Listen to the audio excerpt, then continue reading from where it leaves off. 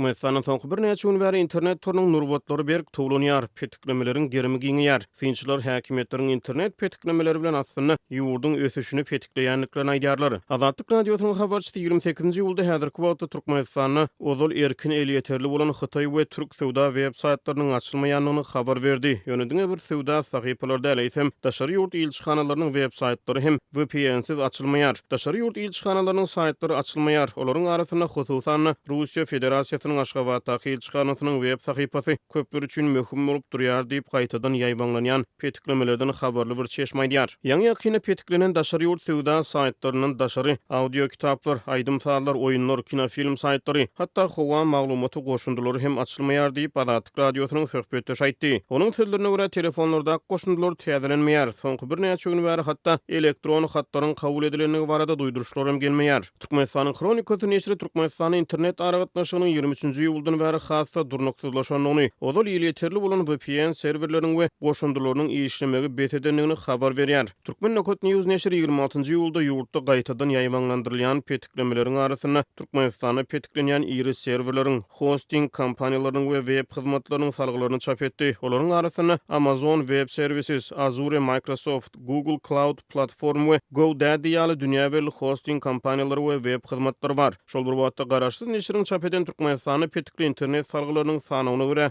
Facebook, Instagram, Twitter, YouTube, WhatsApp, Telegram we Signal ýaly iri messengerler we sosial torlar, Call of Duty, Clash of Clans, Counter-Strike, Fortnite, Minecraft, Roblox we Among Us ýaly oýunlaram Türkmenistanyň petik astyna galýar. Barlykda garaşy Türkmenokot News neşri petiklemeleri amal edýän, buyruk berýän we ýerine ýetirýän döwlet emeldarlarynyň we gullukçylarynyň şahsy maglumatlaryny anyklamak maksady bilen özüniň Telegram sahypasyna bildiriş iglan etdi we habarly adamlary Türkmenistanyň petiklemeleri durmuşa geçirýän adamlar barada özlerine bar bolan maglumatlary paýlaşmaga çagyrdy. Neşriň baş redaktory Ruslan Mätiýew 28-nji ýylda Azatlyk radiosyna beren interwýusyny Türkmen häkimetleriniň global aragatnaşyk asyryna internet petiklemek bilen aslynda milli ykdysadyýetyň ösüşine böwet bolýanlyklaryny gurrun berdi. Aslında Türkmenistanyň kiber howpsuzlyk gullugy internete garşy uruş iglan etdi da, ýa-ni petiklemeleri bilen diýip jurnalist aýtdy. Türkmenistanyň hökümeti soňky ýençe meýillerden bäri durly pudoklaryň, hususan maliýe ykdysady pudoklaryň digitallaşdyrylýanyny öňe sürýär. Häkimetler ýurtdaky digitallaşdyrma tolkunlary barasyna çykyşlaryny täze derejelere çykaryp täze açylan Arkadaş şäherini akylly şäher iglan etdiler.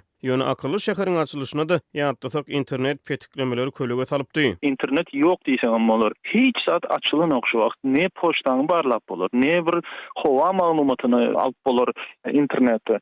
Sosial ulgamlar çetde galsyn, olar düýünden açylan ok. Diýip jurnalist aýtdy we Türkmen Telekom kompaniýasynyň internet aragatnaşyk hyzmatlaryna ýazylan adamlaryň işlemeýän hyzmatlary üçin aýda 150 manatdan 280 manata çenli töleýänliklaryny aýdyp sözüniň üstüne ýetirdi. Ruslan Mätiýew Türkmenistana daşary ýurt döwletleriniň ýokary hujaýlaryna girmek üçin resmi nama taýýarlayan ýaş raýatlaryň şeýlede ýurdun içinden daşary ýurtlara hyzmat ödülýän kärhanalaryň uçdan tutma internet petiklemeleriniň pidasy bolýanlyklaryny aýdýar. Kiber howpsuzlyk gullugy internete garşy göreşýär, tetikleýär, hemme zady ýapýar, bekleýär. Şol gullugyň arkasynda adamlar bar. Texniki spesialistler var, başlyklar var, olar var, bular var. Diýip jurnalist aýtdy we täze girişen kompaniýalarynyň şeýle adamlaryň şahsiýetini anyklamagy maksat edinýänligini belläp sözüniň üstüne ýetirdi. Neşir ýurt raýatlarynyň internet petikleýijiler barada maglumat iýermegi sorap taýýarlan bildirişini 26-njy ýylda Telegram sahypasyna çap etdi. Käbir maglumatlar bizde ýan bar, şeýle maglumat bazasyny taýýarlamak üçin bize ýardam beriň. Türkmenistan öz gahrmanlarynyň ad familiýalaryny we ýüzlerini bilmeli diýip Türkmenokot News neşri özüniň Telegram kanalyna çap eden bildirişini aýdýar. Derňew jurnalistiniň sözlerine görä bildirişiň çap edilmeginden entek bary ýok, bir näçe gün geçenligine garamazdan ýan petiklemeleri amal edýän resmi adamlar barada käbir maglumatlar gelip gowuşupdyr.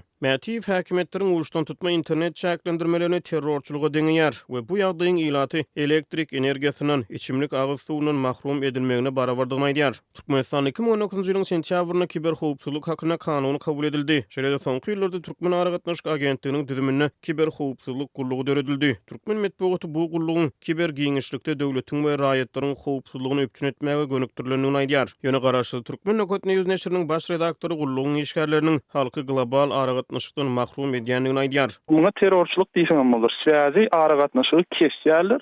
adamlary, maşgalalary aragatnaşlyksız goýýarlar. Bizim şoňa garşy çykjak bolýar. Diýip Mätiýew aýtdy. Globallaşan dünýäde internet aragatnaşy we adam durmuşynyň aýrylmaz bölegine öwrülip banklar, hyzmat hödürleýän kärhanalar hatda adamlaryň özara sosiallaşmalary internet hyzmatlaryndan peýdalanýar. Türkmenistanyň hökümeti ýurtda hyzmatlar pudugynyň ýigderli digitallaşdyrylýanyny aýdýar. Ýöne şol bir wagtda internet çäklendirmeleriniň depkinini gowşatmaýar. Ýa-da Ýewropada howpsuzlyk we hyzmatdaşlyk guramasynyň media azatlygy wekili 10-njy ýylda Aşgabatda amal eden saparynyň ýa-ni türkmen häkimetlerini media azatlygy babatda öz üstüne alan borçlaryny berjay etmäge, internet el ýeterligini çäklendirmezden ýoly goýmaga çagyrdy. Mätiýewe görä ýurtda häzirki wagtda giňerme eýe bolýan internet petiklemeleri döwlet howpsuzlygyna awanýan wehimlere garşy diýilen bahana esasyna amal edilýär. Kiber howpsuzlykda ýa-da Milli Howpsuzlyk Ministrliginde oturan başlyklar, spesialistler ýurdun baş tutanyny hem halk maslahatynyň başlygyny döwletiň howpsuzlygy howp astynda diýerler da. Interneti kesmeli diýerler, yapmaly diýerler. Bulam bolýar diýer, görmeli çareleri görün diýerler da. Diýip Mätiýew aýtdy. Ýa-da mundan öňki Türkmenistanyň öňki prezident Gurbanuly Berdimuhammedow 2022-nji ýylyň ýanwaryna geçiren Döwlet Howpsuzlyk Geňeşine ýokary derejeli howpsuzlyk resmiýeleriniň internet ulgamyna dürli maglumat çeşmelerini berk çäklendirmegi talap edipdi. Berdimuhammedow şonu öz talabyny Milli Howpsuzlyk Jemgyýetiniň durnuklulygy we asuwdalygy bilen bagly aladalary bilen esaslandyrdy. Türkmenistan 2022-nji ýylyň dekabryna global internet toruna bagly bolmadyk milli sany torunu işläp diýendigini oglan etdi. İnternet aragatnaşynyň ýagdaýyny ýakyndan ýerleýän jurnalist Alatyk Radio bilen söhbetdeşikde milli toru döretmegi mümkinligini, ýöne 21-nji asyrda munyň oňy netijelere getirmejekdigini gurrun berdi. Olur elbetde onu etip bilerler. Anan Demirgaz Koreýada da şol ýalyk ýagdaý şu wagt. Ýöne jemgyýetiň ösüşine täsirini ýetirermi? Elbetde ýetirer. Milli ykdysadyýatyna täsir ýetirermi? Elbetde ýetirer. Diýip jurnalist aýtdy. Aşgabatyň ýaşaýjylary öýsüz haýwanlaryň rehimsiz tutulmagyny we ýok edilmegini bet etmek üçin köpçülikleýin bolup ýurdun häkimetlerine ýüz tutdular. Arda prezident Serdar Berdimuhammedow Aşgabatyň häkimligine arkitektura we guruluşyk ministrliginiň jemaat hyzmatlary bölümine şeýle hem döwlet veterinariýa gullugyna iýerildi. Raýatlaryň ýüzlenmesiniň tekstini Türkmen News garaşsyz online neşri çap etdi. Tutulan haýwanlaryň eltilýän ýeri çoğunludaky zir-zibili gaýtadan işleýän zawod. Göz öňüne getirip bolmajak korkunç bir yer.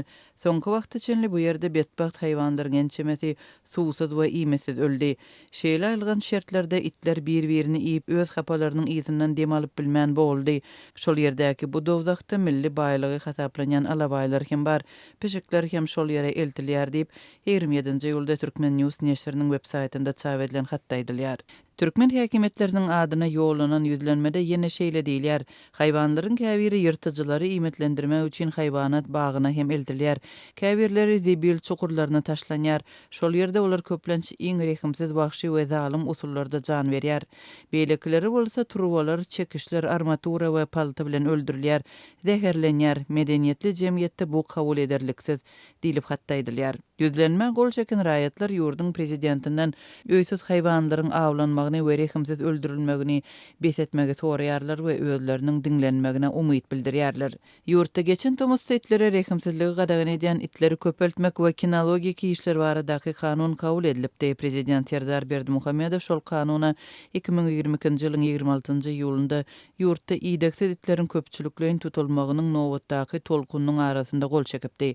Şonda ýurdun dürli kunjaklarynda itleriň ýüzlerçesi öldürilipdi. Käbir sebetlerde köçelerde it cesetleriniň maslyklarynyň üýşüp duran ýerleri bolupdy. Şonda türkmen aktivistleri kanunyň ýerine ýetirilmeýänligine öňsü çekip onuň kabul edilmegini ikiyüzlülük diýip adlandyrdylar. Raýatlaryň haýwanlary rehimsizligi bes etmek, şol sanda penahana döretmek ýaly anyk çäreleri görmek üçin häkimetleri eden ozalky ýüzlenmeleri oňy netije bermändi. Hususan da şu ýylyň ýanwar aýynda Türkmenabadyň häkimetleri haýwanlary goraýjylaryň gaçyp atalga urmak baradaky haýyşyny ýene bir ýerde kiret edipdi. Häkimetleri edilen häzirki ýüzlenmede aýdylyşyna görä birnäçe ýyl ozal paýtaxt häkimligi Aşgabatyň golaýynda itler üçin penahana döretmäge biraz ýer bölüp beripdir. Ýöne soňra onu iýden alypdyr. Häkimetleri ýüzlenen raýatlar köçelerdäki haýwanlary ýygnamak meselesini adamkärçilikli çözmeň zerurlygyny bellediler we häkimetlerden kömek soradylar. Diňe bir ýöneki raýatlar bu ýagdaýy döwletiň kömegi bolmadan üýtgedip bilmez. Şol bir wagtyň özünde de penahana ýerlerini döretmek we haýwanlary sterilizasiýa etmek çäreleri bilen öýdüt haýwanlaryň sanyny azaltmak boýunça döwlet maksatnamasynyň işlenip düzülmegi hem durmuşa geçirilmegi bu meseleni adamkärçilikli çözüpler we şäherleriň köçelerinde olaryň sanyny çalt azaldar.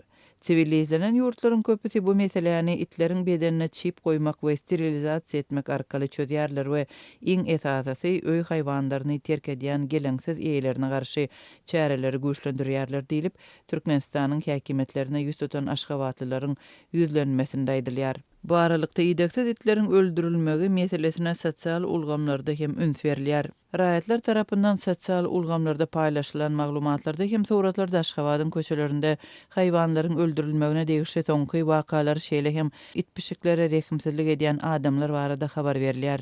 Itleri tutmak we öldürmek işlerini ýörite hyzmatlar we jemaat gullyklarynyň işgärleri amala aşyrýar. Käwagt muňa adaty raýatlar şol sanda çağılar hem çekilýär. Türkmenistanda aşy ıssy howa akymy saklanyp galýan mahaly onuň ilatyň saglygyna ýetirýän täsirleri barada maglumatlaryň gelip gowuşmagy dowam edýär. Şu günler Mar welaýatynda adaty raýatlardan başga-da polisiýa işgärleriniň saglyk ýagdaýynyň yaramazlaşyp, hastahanalara ýüz tutmagy bilen bagly ýagdaýlar göz görteli köpeldi. Häzir Mar şäheriniň we etraplarynyň haýsy hastahanasyna barsan kellesinin günýada içinden ýalyny geçip yskyny bolman, işe yaraman, hassa bolup lokmanlara ýüz tutýan polisiýa işgärlerini görse bolýar. Dip Azatlyk radiosynyň habarçysy 28-nji iýulda Sewitden habar berdi. Saglyk işgärleriniň bir näçesiniň aýtmagyna görä, keselhanalara ýüz tutýan polisiýa işgärleriniň aglabasy lukmanlardan öýlerinde bejerge almak üçin resmi namalary taýýarlap bermegi soraýar. Syrkowlap işe gelmeýän polisiýa işgärleriniň köpdügi zerarly şu günler başlyklarymyz işgär ýetmezçilik edýär diýip, leytenantlary hem nobatçylyga iýberýär diýip, marly polisiýa işgäri habarçymyza gurrun berdi. Onuň sözlerine görä şu günler aşy köp polisiýa işgäriniň syrkowlamagyna olaryň joklama yssyda ençeme sagatlap nobatçylyk çekmegi sebäp bolýar. Howanyň temperaturasy gündizlerine 45 gradusdan geçýär. Şu howada uzakly gün günüň aşagynda durup adamlaryň ýollardaky ýörite geçelgelerden geçýändigine gözegçilik etmeli. Bir salym kölegede durup tenini salkynlatjak bolsaň derrew bir ýolbaşçynyň gözüne iýilýär we senden düşündürüş ýazmagy talap edýär diýip marly polisiýa işgäri aýtdy. Ol şu günler iş şertlerinden haly ýadap, işden çykyp daşary ýurtlara işlemäge gitmek isleýändigini aýdýan işgärleriň köpelendigini hem sözüne goşdy. Biziň alýan aýlygymyz 3000 manat bolup bizden gyşyň aýazly sowuk tomsyň jokrama ıssy günlerini uzakly gün buýruklary ýerine ýetirmegimizi talap edýärler. Bize anomal howa şertlerine de ýeňillikler ýa-da gysgaldyran iş sagatlaryny girizmeýärler. Dip polisiýa işgäri bellidi. Azatlyk ýokarda beýan edilen ýagdaýlar barada welaýatyň polisiýa müdürliginden we saglyk bölüminden kommentari alyp bilmedi. Türkmenistanyň dürli sebitlerinde indi 2 hepde gowrak wagt bäri aşy ıssy howa akymy dowam edýär.